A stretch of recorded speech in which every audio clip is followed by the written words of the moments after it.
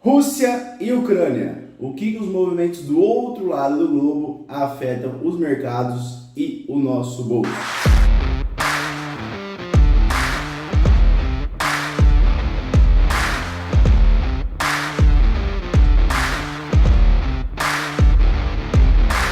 Um assunto aí que tem movimentado bastante as manchetes nos últimos dias e causado uma certa ansiedade aí nas pessoas é o medo, né, a possível invasão da Ucrânia pela Rússia e aí a declaração de guerra dos seus aliados, como por exemplo os Estados Unidos.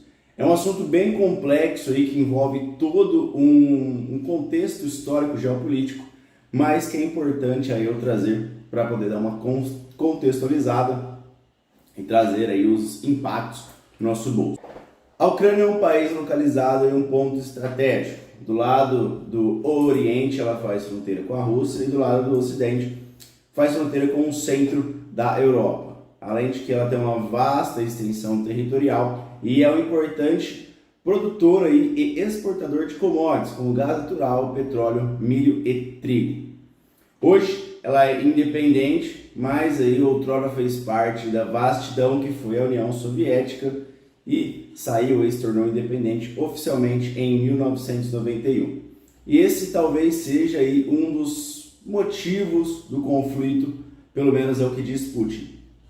O líder do Kremlin pauta seu discurso aí principalmente em premissas ideológicas e que o povo da Rússia e da Ucrânia tem as mesmas raízes, né? Mas obviamente que não é só isso. O que tem incomodado Vladimir Putin e os russos é a proximidade e o relacionamento que a Ucrânia tem com a organização do Tratado do Atlântico Norte, a OTAN, que fazem parte ali países da Europa, Canadá e Estados Unidos. É uma aliança político-militar inimiga da Rússia na visão de Putin.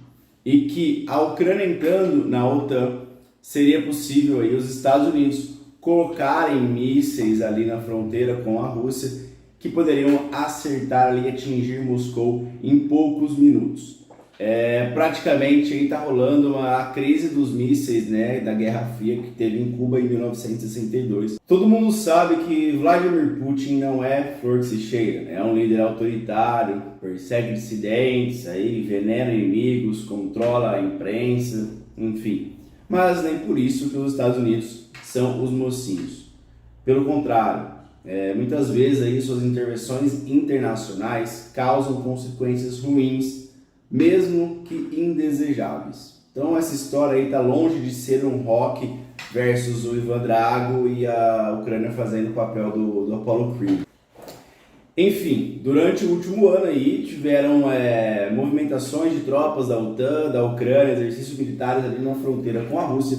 Isso a incomodou e a Rússia aí respondeu mobilizando 100 mil soldados para a fronteira, né? Até o momento tá tudo no âmbito da diplomacia, né? Conversa aqui, conversa de lá. E acredito eu que seja a melhor estratégia que ambos os lados busquem isso, porque a guerra ela nunca é muito vantajoso, né? Para ambos os lados. Você gasta demais, você morre gente demais, inocente, militares, há destruição nos países e são medidas que não são populares, né? Pelo menos para a maior parte das pessoas. Então, eles estão tentando na diplomacia, o problema é que nenhum dos lados quer ceder, né? A Rússia ela quer uma garantia ali real, quer que nem a Ucrânia nem a Geórgia entrem, né, façam parte da Ucrânia, da OTAN, perdão, enquanto a OTAN ela tem uma política de portas abertas para qualquer país que deseje entrar na organização seja permitido. E ela não pretende ali, não dá indícios de mudar essa política agora, de proibir a Ucrânia. Então os dois lados aí não querem ceder e fica nesse impasse aí, vai para lá, vai para cá, sem uma resolução. Agora vamos ao que interessa aí, né? Quais são os reais impactos nos mercados, no bolso, principalmente no bolso do brasileiro, né? Nosso bolso. Primeiro a gente precisa saber aí que 25% do petróleo, 50% do gás e 45% do carvão que a Europa utiliza vem da Rússia. Mas aí você pode levantar a questão, né? Pô, é só os outros países buscarem outros vendedores, né? Outras fontes de energia e está resolvido, né? Sim, de fato, se a Europa, se os países da Europa pararem de comprar a Rússia deixaria de faturar aí alguns bilhões de euros. Isso seria aí um choque aí tanto. Porém, nós precisamos analisar aí qual que é o cenário atual. Se a gente fosse primeiro usar outras energias, né, outras fontes, as matrizes energéticas limpas, primeiro que elas não conseguem suprir, estão longe de suprir a demanda atual. E segundo que comprar, mesmo que petróleo e gás de outros países, não é tão simples assim. Primeiro aí por uma questão de logística, tá? O transporte disso não é fácil. Segundo que os estoques de gás e petróleo no mundo, eles estão em níveis bem baixos. Isso se dá aí por uns motivos. Foi a onda de ESG que tomou conta aí nos últimos anos, né, e fez com que cortasse investimento no setor de extração de commodities sujas. E segundo que até a própria pandemia aí afetou muito a cadeia produtiva, e nós vimos isso recentemente na crise energética aí que assolou a Europa, que fez até com que muitos países, muitos governos europeus precisassem aí dar auxílios para que os seus cidadãos comprassem, né, pudessem pagar energia elétrica. Então, nesse sentido, eu vejo que a Rússia está num lugar mais importante, porque energia a gente sabe que não tem como ficar. Então, a corda ali está mais forte pro lado dele, pro lado da Rússia, na minha visão.